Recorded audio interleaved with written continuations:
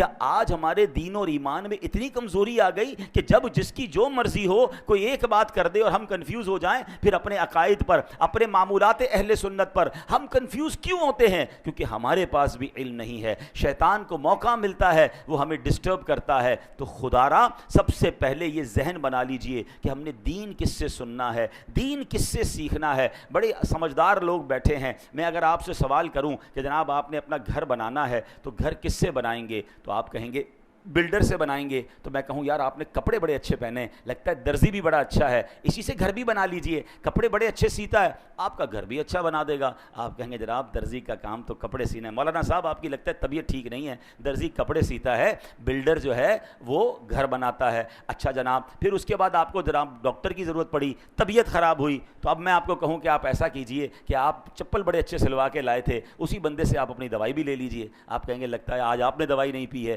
کہ جناب چپل سینے والا جو ہے وہ ہمیں دوائی کیسے دے گا؟ تو کمال ہے کہ دنیا کی ہر فیلڈ میں آپ اپنے لیے اس فیلڈ کا ایکسپرٹ تلاش کرتے ہیں، موچی سے جوتے سلواتے ہیں، درزی سے کپڑے سلواتے ہیں، ڈاکٹر سے دوائی لیتے ہیں، بلڈر سے گھر بناتے ہیں، ان کو آپس میں مکس اینڈ میچ نہیں کرتے۔ تو اب بتائیے نا دین کس سے سیکھنا چاہیے، شریعت کس سے معلوم کرنی چاہیے؟ کیا ہر اس شخص کو یہ حق حاصل ہے؟ میرا دین اتنا مظلوم ہے۔ اچھا اب ایک اور فینومینا لوگ لے کر آئے کہ جناب انٹرنیٹ پر تو ساری چیزیں موجود ہیں، اب تو اے آئی کا زمانہ ہے، سوال کیجئے جواب مل جاتا ہے۔ قرآن پاک پڑھنے کی اور جناب اس کی اتنی بڑی بڑی تفسیریں پڑھنے کی ضرورت کیا ہے؟ اور جناب پڑھنا بھی ہے تو کسی عالم کی ضرورت کیا ہے، کسی مفتی کی ضرورت کیا ہے، کسی ایکسپرٹ کی ضرورت کیا ہے؟ قرآن موجود ہے، تفسیریں موجود ہیں، ہم خود ہی مسئلہ نکال لیں گے، ہمیں علماء کی حاجت نہیں ہے۔ چلے تھوڑی دیر کے لیے آپ کی بات مان لیتے ہیں کہ جناب کتاب سے پراپر علم مل جاتا ہے، ٹھیک ہے، کتاب میں سب چیزیں موجود ہیں۔ چلے اب میں آپ ہی کی بات آپ کی طرف دوبارہ بڑھاتا ہوں، اللہ نہ کرے آپ میں سے کسی کو کوئی پرابلم ہو جائے یا آپ کے گھر میں کسی کا آپریشن ریکوائرڈ ہو،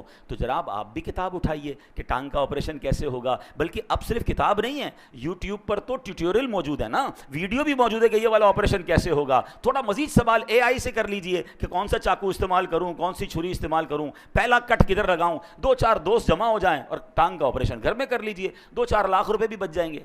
آپ کہیں گے یار کیا ہو گیا آپ کو؟ بھائی جان کا معاملہ ہے، کسی ایکسپرٹ سے کروانا پڑے گا، کتابوں میں ضرور لکھا ہے لیکن ٹانگ ضائع ہو جائے گی، دل کا آپریشن ہم نہیں کر سکتے، حالانکہ اس کا پورا طریقہ انٹرنیٹ پر موجود ہے۔ آپ کہیں نہیں، اس کے لیے برسوں کا ایکسپرٹ چاہیے، بلکہ آپریشن تو اس سے کروائیں گے جس کا آپریشن کرنے کا تجربہ بھی ہو اور اس کا آپریشن کامیاب بھی ہوتا ہو۔ 4 دوستوں سے بھی پوچھیں گے، 3 رائے لیں گے، ایک رائے پر بھی لوگ آپریشن نہیں کراتے۔ کرنا بھی یہ چاہیے کہ 3 طرف سے رائے لے کر پھر آپریشن کی طرف جانا چاہیے۔ آپ کہیں گے جان کا معاملہ ہے، جسم کا معاملہ ہے، باڈی خراب ہو سکتی ہے۔ سبحان اللہ، آپ نے میرا ہی جواب دے دیا حضرت۔ اب میرا ثواب سن لیجئے، مجھے ایک بات بتا دیجئے، کسی کی ٹانگ زیادہ قیمتی ہے یا اس کا ایمان زیادہ قیمتی ہے؟ میرے ایمان پر جس کی جو مرضی آئے چھری کانٹے لے کر آ جائے کہ میں تمہارا ایمان کا معاملہ ٹھیک کرتا ہوں، تمہارا دین میں تمہیں سمجھاتا ہوں، آپ پڑھ لینا، آپ ہی خود ہی قرآن سے اور تفسیر سے پڑھ لیں۔ آپ کہیں گے نہیں جناب، باقی دنیا کے معاملات میں جب ایکسپرٹ ریکوائرڈ ہے تو مجھے قرآن کے علم کے لیے بھی فہم القرآن والا مفتی اور عالم ریکوائرڈ ہے،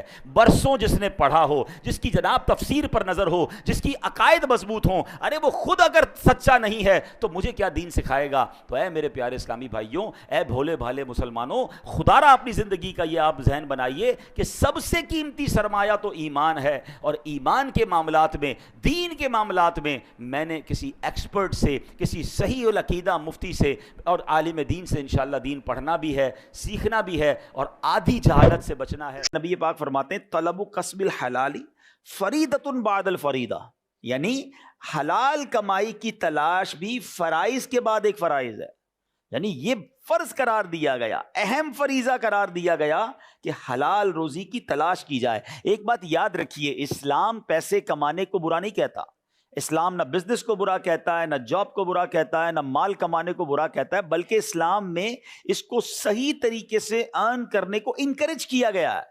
بعض اوقات یہ مسکنسیپشن پھیلایا جاتا ہے کہ جناب اسلام جو ہے وہ ویلدی ہونے کو ڈسکریج کرتا ہے، اسلام مال کمانے کو ڈسکریج کرتا ہے۔ ایسا نہیں ہے، اصل میں اس میں انٹینشن بڑی ضروری ہے۔ اگر آپ کی انٹینشن کریکٹ ہے، آپ کی نیت اچھی ہے، پھر تو اس کو ثواب قرار دیا گیا، پھر تو اس کو عبادت قرار دیا گیا۔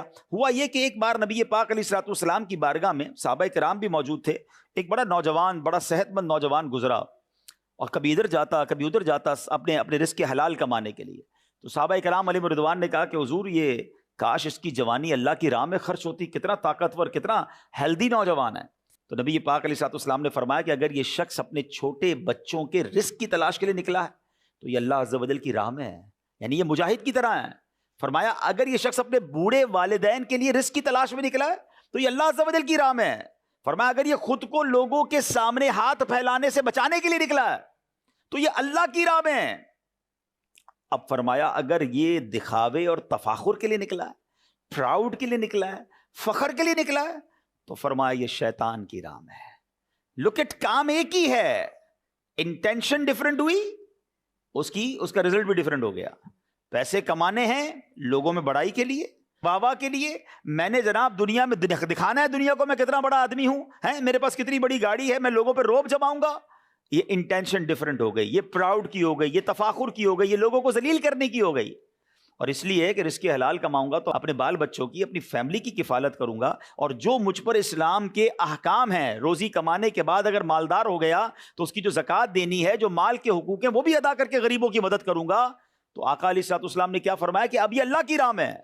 آپ ذرا غور کریں نا، کمانے پیسے گیا ہے، جہاں جاب پہ رہا ہے، بزنس پہ رہا ہے، مگر کیا فرمایا، یہ جہاد کرنے والا ہو گیا، یعنی اللہ کی راہ میں نکلنے والا ہو گیا۔ تو یہ میرا اور آپ کا پیارا مذہب ہے کہ ہمیں اپنی زندگی میں رزق حلال کمانے کے لیے انکریج بھی کیا گیا، بلکہ اس کا ریوارڈ بھی بیان کر دیا گیا۔